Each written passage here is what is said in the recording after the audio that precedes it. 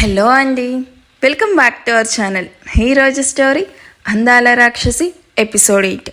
ఇక స్టోరీలోకి వెళ్తే, కారులో కూర్చున్నప్పటి నుండి దియా ఆయుష్ వల్ల కూర్చొని మార్నింగ్ నుండి దాచుకున్న మాటలన్నీ తన బుజ్జి బుజ్జి కళ్ళను అటు ఇటు చక్కర్లు తిప్పుతూ ఏదో అద్భుతం చూసినట్టు తన టీవీలో చూసిన సినిమా గురించి గొప్పగా చెప్తున్న దియాను చూసి నవ్వుకుంటూ తను చెప్పే మాటలన్నీ వింటూ తనకి జ్యూస్ తాగిస్తూ పక్కకి చూసిన ఆయుష్కి కార్ ఎక్కినప్పటి నుండి విండోలో నుండి బయటకు చూస్తూ తమ మాటలు కూడా వినుకుంటే ఏదో లోకంలో ఉన్న అశ్రిత వైపు విసుగ్గా చూస్తూ, దియా కాసేపు గేమ్స్ ఆడుకున్నానా అంటూ కారులో ఉన్న మరో మొబైల్ దియా చేతిలో పెడుతూ తనని గేమ్స్లో ఎంగేజ్ చేసి, ఏంటి నీ లవర్ దూరంగా వెళ్తున్నాడని బాధపడుతున్నావా అంటూ వినిపించిన ఆయుష్ వాయిస్కి తన వైపే కోపంగా చూస్తుంది.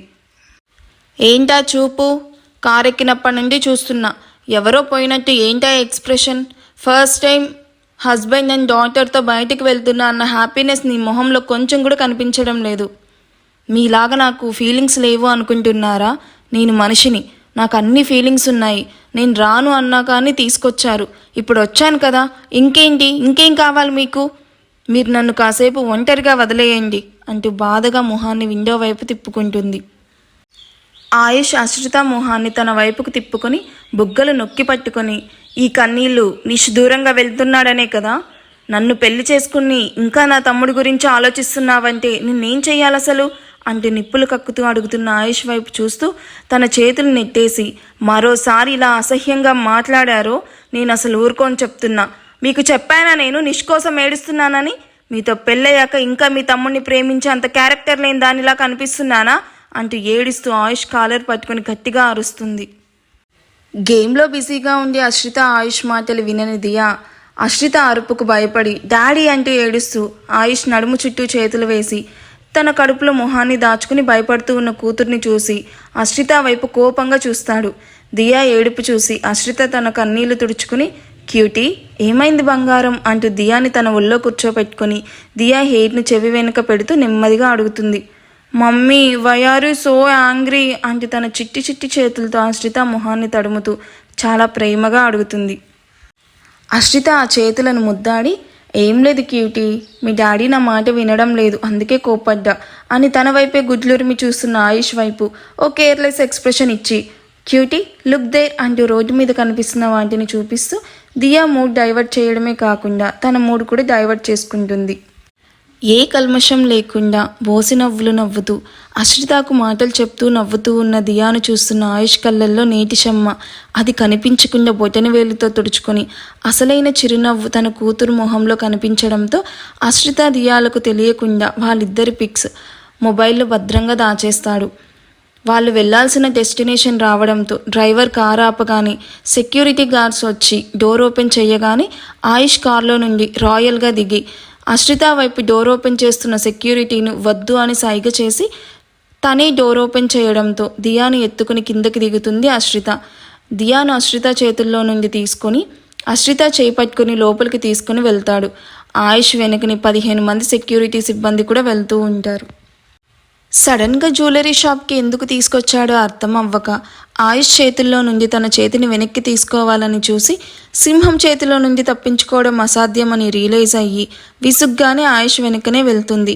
ఆయుష్ డైరెక్ట్గా అశ్రితను డైమండ్ రింగ్ సెక్షన్కి తీసుకుని వెళ్ళి దియాను చైర్లో కూర్చోబెట్టి అటు ఆయుష్ ఇటు అశ్రిత కూర్చుంటారు. ఆయుష్ని తన షాప్లో చూసిన ఆ జ్యువెలరీ షాప్ మేనేజర్ పరుగున వచ్చి ఆయుష్ని చూసి వినయంగా నిల్చుకొని తనని విష్ చేసి, సార్ మీరెందుకు వచ్చారు? ఒక్క మెసేజ్ చేసుంటే నేనే వచ్చేవాడిని కదా సార్, ఏం తీసుకుంటారు? Tea, coffee, cool drink? No thanks, నేను చెప్పిన రింగ్ వచ్చిందా అంటూ డైరెక్ట్గా తను ఎందుకు వచ్చాడో చెప్తాడు. Yes sir, 1 hour back delivery అయింది అంటూ వెళ్ళి ఒక బాక్స్ తెచ్చి ఆయుష్ ముందు పెడతాడు. ఆయుష్ ఆ బాక్స్ ఓపెన్ చేయగానే కళ్ళు మిరుమిట్లు కొలిపే డైమండ్ రింగ్ అందులో కనిపించడంతో ఫస్ట్ టైం అంత అందమైన రింగ్ చూడడంతో అశ్రితకు ఆ రింగ్ చూడగానే నచ్చేస్తుంది. ఆయుష్ ఆ రింగ్ వైపు చూసి సాటిస్ఫై అవుతూ మేనేజర్ వైపు చూసి, గుడ్, నేను చెప్పినట్టే డిజైన్ తెప్పించారు, ఐ లైక్ ఇట్ అంటూ మేనేజర్ వైపు వితౌట్ ఎక్స్ప్రెషన్తో చెప్తాడు. ఆయుష్ నుండి ఆ మాత్రం ఎక్స్ప్రెషన్కి మేనేజర్కి భూమి మీద కాల్లాగో థ్యాంక్ యూ సార్ అని ఆనందంగా చెప్పి 2 అడుగులు వెనక్కి వేసి వినయంగా నిల్చుకుంటాడు. అశ్రిత ఆ రింగ్ వైపు చూసి, వావ్! ఎంత బావుంది ఆ రింగ్. నేను చాలా రింగ్స్ చూశాను కానీ ఇంత అందమైన రింగ్ ఎప్పుడూ చూడలేదు. అవును, ఇక్కడున్న అన్నిటిల్లోకి ఈ రింగ్ చాలా స్పెషల్‌గా ఉంది. ప్రైస్ ఎంతుండొచ్చు అని ఆలోచిస్తూ పక్కనే నిల్చుకున్న సేల్స్ గర్ల్‌తో ఆ రింగ్ ప్రైస్ అడుగుతుంది. 5 crores మ్యామ్ అని చెప్పిన అమ్మాయి వైపు నోరు తెరిచి చూస్తూ, ఏంటి 5 కోట్లా? వామ్మో! రింగ్స్ అంత కాస్ట్‌లీ కూడా ఉంటాయా? ఈ బీస్ట్‌కి ఏమైనా చిప్పు దొబ్బిందా? అంత డబ్బు పెట్టి అంత ఖరీదైన రింగ్ కొనడం అవసరమా? అదే డబ్బు పెడితే ఒక బంగ్లా వచ్చేది. డబ్బు విలువ కొంచెం కూడా తెలియదు. ఇంతకీ అంత ఖర్చు పెట్టి ఆ రింగు ఎవరి కోసం కొన్నాడు అని ఆలోచిస్తూ అశ్రితకి తన చేతికి ఏదో తగలడంతో తన చేతి వైపు చూసిన అశ్రితకి ఆయుష్ తన చేతికి రింగు పెట్టడం చూసి షాక్ అవుతుంది. ఆయుష్ అశ్రిత చేతికి ఆ రింగు పెట్టి పాలరాతి శిల్పంలో తెల్లగా పింకిష్లా ఉన్న అశ్రిత చేతికి ఆ రింగ్ మరింత అందాన్ని పెంచడంతో ప్రేమగా అశ్రిత చేతిని ముద్దాడి పెదాలకు ఆనించుకుని అశ్రిత వైపు ప్రేమగా చూస్తాడు.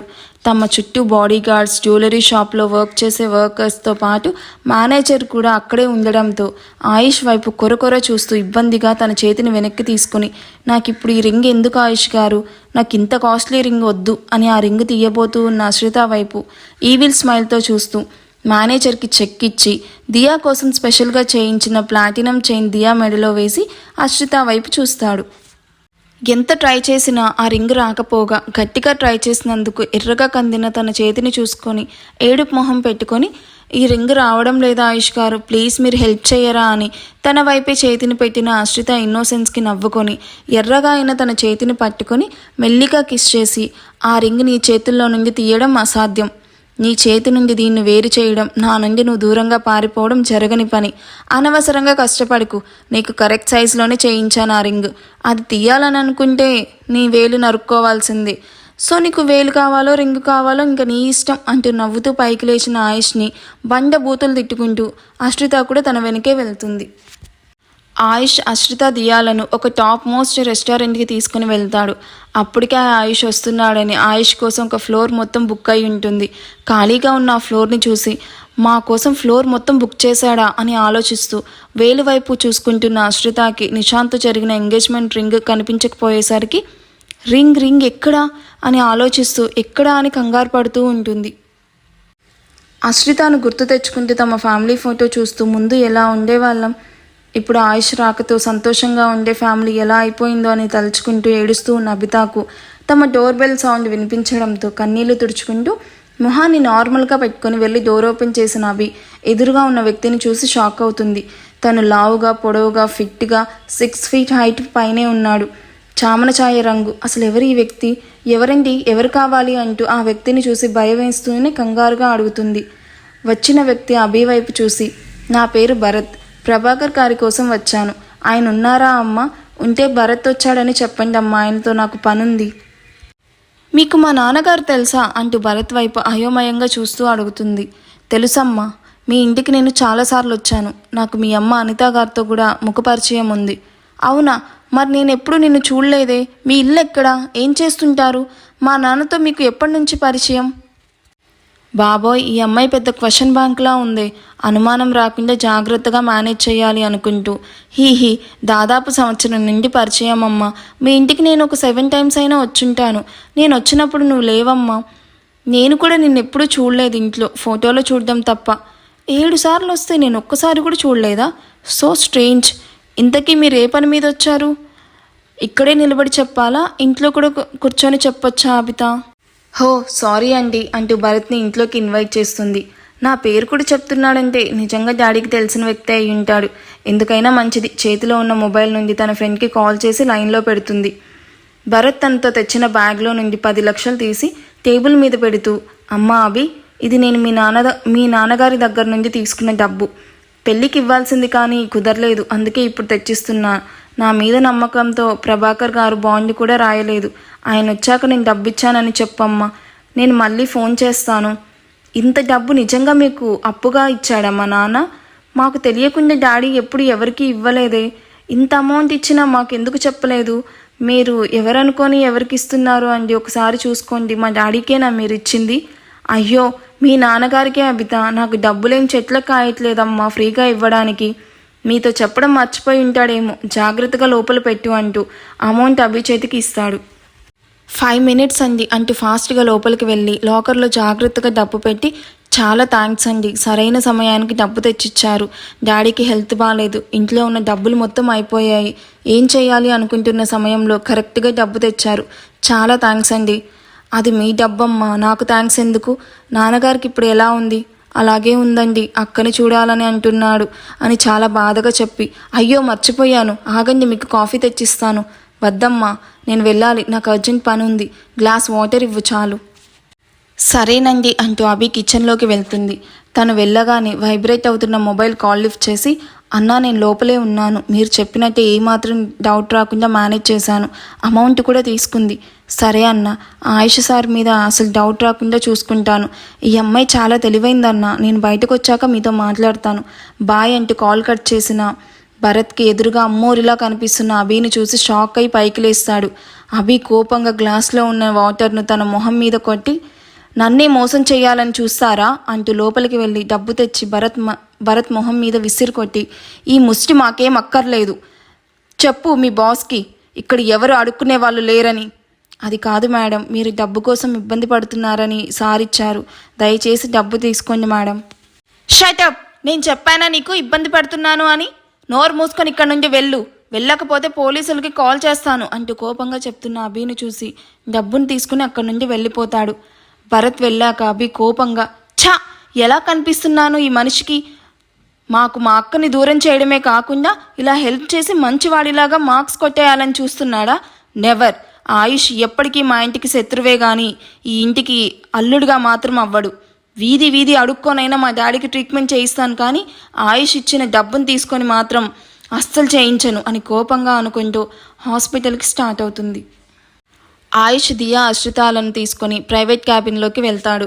ఆయుష్ ఎదురుగా కూర్చున్న అశ్రిత, నా రింగ్ ఎక్కడ పడిపోయి ఉంటుంది, అయినా అంత అజాగ్రత్తగా ఎలా ఉన్నాను? హో గాడ్, ఇప్పుడు ఆ రింగ్ కోసం ఆ మహల్లో ఎక్కడనే వెతకాలి? రూమ్లో పడిపోయి ఉంటే ఓకే, బట్ హాల్లో ఎక్కడైనా పడిపోయి ఉంటే, అది ఎవరైనా చూసి తీసుంటే ఎలారా దేవుడా? హో గాడ్, ఇప్పుడు ఆ మహల్కి మనం త్వరగా వెళ్ళాలి, ఆ రింగ్ వెతకాలి, అది కూడా చాలా కాస్ట్లీ రింగ్.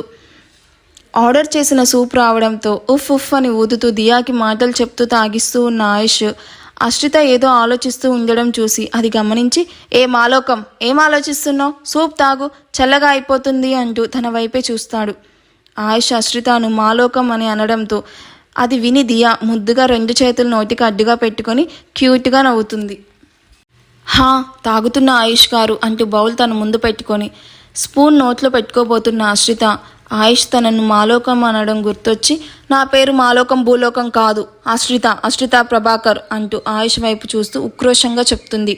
దియా మూతి టిష్యూతో తుడిచి చికెన్ స్టార్టర్స్ నుండి చికెన్ న్యూడిల్స్, బ్రెడ్ చికెన్ లైట్గా అన్నీ తినిపించి యాపిల్ జ్యూస్ కూడా తాగిస్తాడు. దియా గుడ్గోల్లాగా జ్యూస్ తాగి ప్రైవేట్ క్యాబిన్ బయట ఉన్న అక్వేరియం వైపు మెరిసే కళ్ళతో చూసి, dad can I go there అంటూ ముద్దుగా మొహం పెట్టుకుని అడుగుతున్న దియాను చూసి నవ్వుకుంటూ, ఓకే డార్లింగ్ వెయిట్ అంటూ మున్నాకి కాల్ చేసి తను వచ్చాక దియాను తనతో అప్పగించి, బీ కేర్ఫుల్ అంటూ సీరియస్ టోన్తో చెప్తాడు. షూర్ సార్ అంటూ దియాని ఎత్తుకుని అక్కడి నుండి అక్వేరియం వైపు వెళ్ళాక, ఇప్పుడు చెప్పు, ఏంటి నీ కాకిగోలా? బయటికి కూతురుతో వచ్చాక మైండ్ ఎక్కడ పెట్టుకొని ఉన్నావు? ఇక్కడ తనతో టైం స్పెండ్ చేయడం మానేసి ఏం ఆలోచిస్తున్నావు? By the way, correct your words, Ashritha Prabhakar కాదు, మిసెస్ అశ్రిత ఆయుష్ వర్మ, ఇదే నీ పర్మనెంట్ నేమ్, గాట్ ఇట్ అంటూ గంభీరంగా వినిపించిన వాయిస్కి అశ్రిత 360 degrees తలను తిప్పుతుంది. అశ్రిత వైపు చూసిన ఆయుష్ పెదాలలో చిన్న స్మైల్, అది అశ్రితకి కనిపించుకుంటే పెదాల చాటునే ఆపేసి, హ్యావ్ ఇట్ అంటూ అశ్రిత కోసం ఆర్డర్ చేసిన butter chicken tikka biryani, chicken ghee roast అన్నీ తనే స్వయంగా వడ్డిస్తూ తను కూడా సర్వ్ చేసుకొని, ఇంతకీ ఆ ఖాళీ బ్రెయిన్లో ఏం ఆలోచిస్తున్నావు? అది నథింగ్ ఆయుష్ గారు, I'm just thinking about our family. అబ్బచ్చా అన్నట్టు ఎక్స్ప్రెషన్ ఇచ్చి, ఎక్కువ ఆలోచించకు, ఉన్న కాస్త బ్రెయిన్ని కూడా అరగనివ్వకు. నువ్వు ఎంత ఆలోచించినా నీకు దూరమైన వస్తువు నీకు ఎప్పటికీ దొరకదు. ప్రజెంట్ నీ దగ్గర ఏదుందో అదే నీతో శాశ్వతంగా ఉంటుంది. నీకు దూరమైనవి ఎప్పటికీ నీ సొంతం అవ్వవు, అది వస్తువైనా మనిషైనా అని స్ట్రెస్ చేసి చెప్తూ హ్యాండ్ వాష్ చేసుకుని కాల్ రావడంతో ఆ కాల్ లిఫ్ట్ చేసి మాట్లాడుతూ బయటకు వెళ్తాడు. ఈ బీస్ట్ చెప్తుంది చూస్తుంటే, ఈ బీస్ట్నే నా నుండి దూరం చేసినట్టున్నాడు. దొంగ సచ్చినోడు నా నుండి నిష్ని మాత్రమే కాకుండా తన జ్ఞాపకాలు కూడా దూరం చేశాడు. వీడికి లూజ్ మోషన్స్ అవ్వాలి, అప్పుడు కానీ నా కోపం చల్లారదు అని ఆయుష్ని తిట్టుకుంటూ ఆ కోపం మొత్తం ఫుడ్ మీద చూపించి ఫుల్గా లాగిచ్చేస్తుంది. ఈ ఎపిసోడ్ ఎలా అనిపించిందో నాకు కామెంట్స్లో చెప్పేయండి. Thank you for watching. ఆగండి లైక్ చేసి వెళ్ళొచ్చు కదా. బాయ్.